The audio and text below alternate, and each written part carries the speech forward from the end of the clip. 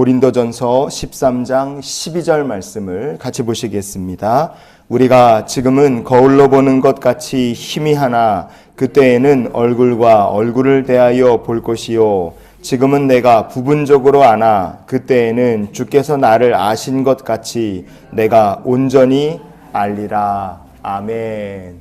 옛날에는 구리동판을 잘 닦아서 거울로 썼습니다. 그래서 거울을 들여다보면 뭐가 보이기는 보이는데 아주 선명하게 지금처럼 그렇게 잘 보이지는 않았죠. 거울이 그랬으니까요.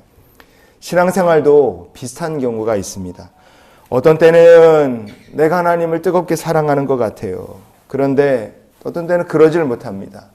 또 어떤 때는 하나님께서 나를 정말 사랑하시는 것 같은데 또 어떤 때는 그런 거 아닌 것 같을 때도 있어요. 어떤 때는 내가 처한 상황과 삶의 의미가 뭔지 알 것도 같고 어떤 때는 참 모르겠습니다.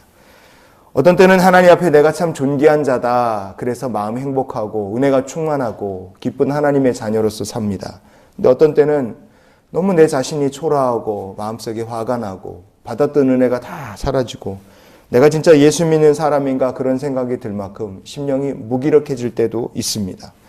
성도에게 왜 이런 일이 벌어지느냐? 오늘 본문 말씀이 얘기하는 것처럼 하나님을 마치 거울로 보는 것처럼 내가 지금 희미하게 하나님을 보고 있고 하나님을 부분적으로 알고 있고 하나님의 뜻과 그 섭리와 계획을 부분적으로 깨닫고 있기 때문에 그렇다. 우리가 생각하면 정답입니다.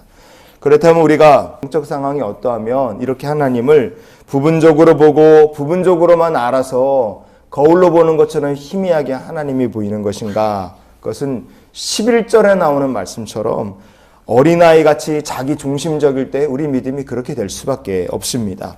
고린도전서 13장의 11절 말씀을 우리 같이 한번 보시겠습니다. 내가 어렸을 때에는 말하는 것이 어린아이와 같고 깨닫는 것이 어린아이와 같고 생각하는 것이 어린아이와 같다가 장성한 사람이 되어서는 어린아이의 일을 버렸노라. 아멘. 어린아이처럼 어린아이들이 엄마만 좋아하고 아빠만 좋아하잖아요. 그렇게 어린아이처럼 하나님만 사랑하고 바라보는 믿음은 필요하지만 어린아이가 고집 피우고 알지 못하고 떼쓰고 땡깡 부리는 것처럼 그렇게 자기 중심으로 생각하고 판단하고 느끼는 사람은 하나님의 선하신 뜻을 볼 수 없기 때문에 부분적으로만 보고 부분적으로만 생각할 수밖에 없습니다. 그러면 믿음이 이러면 어떻게 되겠어요? 사람이 누구나 실패 경험하고 어려운 사고를 만나기도 하고 뜻밖의 질병이나 어려운 일을 우리가 만나게 됩니다. 그때 그런 질병이나 어려운 사고 실패를 통해서도 나라는 사람을 하나님의 백성으로 만들어 가시는 하나님의 섭리가 있다 하는 것을 어린아이같이 자기 중심으로만 보는 사람은 알 수가 없습니다. 믿음이 하나님을 온전히 볼 수 없는 믿음이 되는 거죠. 가수 중에서 배철수 씨라는 분이 계시죠. 이분이 어린 시절에 되게 집이 가난해서 방 한 칸에 4식구가 같이 살았다 그래요. 그래서 교회에서 성탄절에 교회 오면 간식 준다 그 얘기를 들어서 친구 따라서 그때 교회를 어린 시절에 처음 갔다 그래요. 그분이 교회에서 이제 예배 드리고 간식 먹고 기타 치고 배우면서 그 재미를 들어서 이제 어린 시절에 쭉 중고등부 학생 때까지 교회를 쭉 다닌 거예요. 어른이 되고 가수가 되면서 점점 교회와 발을 끊게 됐습니다. 거의 주님을 잊고 살다가 이제 인기 가수가 되고 TV에도 출연하는 유명한 가수가 됐잖아요.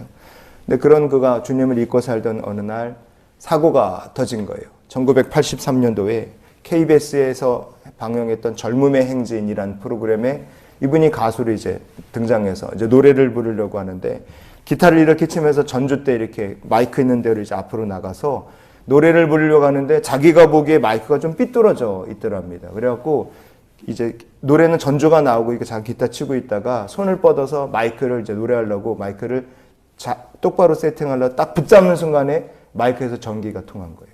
그래갖고 이분이 감전이 됐어요. 하면서 딱 붙잡은 채로 마이크를 붙잡은 채로 옆으로 그냥 쓰러졌습니다. 그냥 그대로 나가 자빠졌어요. 땅에 꽝 하고 쓰러지는 순간에 난리가 난 거죠. 그 쓰러진 상태에서도 마이크를 이제 전기에 감전되면 사람이 이렇게 오그라들기 때문에 전기가 통하는 마이크를 그대로 붙잡고 그냥 쓰러진 거예요. 난리가 난 거죠. 담당 PD가 달려와서 발로 마이크 붙잡고 있던 배철수 씨의 손을 그냥 발로 뻥 찬 겁니다. 마이크를 이제 손으로 대면 같이 감전되니까 마이크를 떨어뜨리고 전기가 흐르는 거를 차단했어요. 다행이죠. 그리고 나서 병원으로 옮기는데 구급차가 없어갖고 음향장비 싣고 왔던 트럭에다가 배철수 씨를 눕혀갖고 그리고 사람을 데리고 병원으로 옮긴 거예요. 병원에 가서 확인해 보니까 엎어지면서 머리가 땅에 부딪히면서 깨졌는데 1.5cm 머리가 깨졌고 피가 줄줄 났어요. 그리고 마이크를 붙잡았던 손은 이게 전기에 이렇게 감전되면서 여기 혈관이 찢어져 갖고 터진 거예요. 그래서 손이 크게 다쳐서 여기도 혈관이 터지고. 근데 참 감사한 것은 오히려 넘어지면서 머리가 터지고 손이 혈관이 먼저 터져 갖고요. 심장이 터지지 않고 뇌가 익지 않았어요. 이분이 그래서 오히려 살 수 있었습니다. 이 사건이 배철수 씨에게는 어마어마한 트라우마였어요. 그래서 정말 한동안 무대에도 못 서고 노래도 못하고 힘든 시간을 보냈다고 합니다. 보기에는 굉장히 불행하고 안타까운 일이죠. 그런데 믿음의 눈으로 보면 이게 배철수 씨에게는 감사한 일이 됐어요. 왜냐? 중고등부 시절까지 하나님 잘 믿던 사람이 가수 된다 그러고 하나님과 완전히 멀어지고 교회 안 다니고 그랬던 분이 이렇게 다치고 한번 진짜 죽다가 산 거 아닙니까? 죽다가 산 이 사건을 계기로 믿음을 다시 갖게 됐고 하나님 생각하게 되고 예배를 소중히 여기는 사람이 됐어요.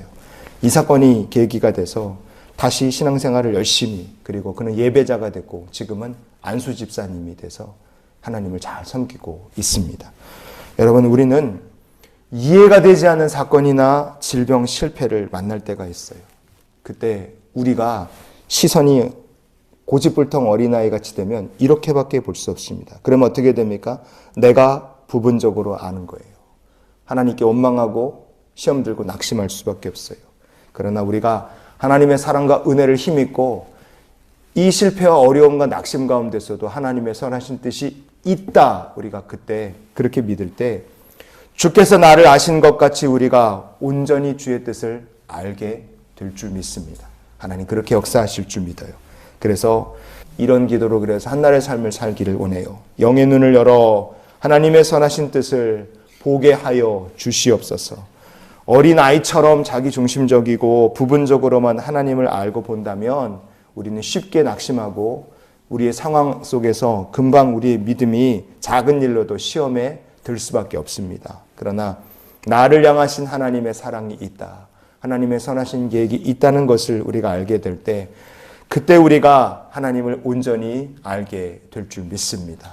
오늘도 하나님을 온전히 선명하게 뵙고 주님의 뜻 가운데 거하는 복된 날이 되시기를 예수님 이름으로 축원을 드립니다.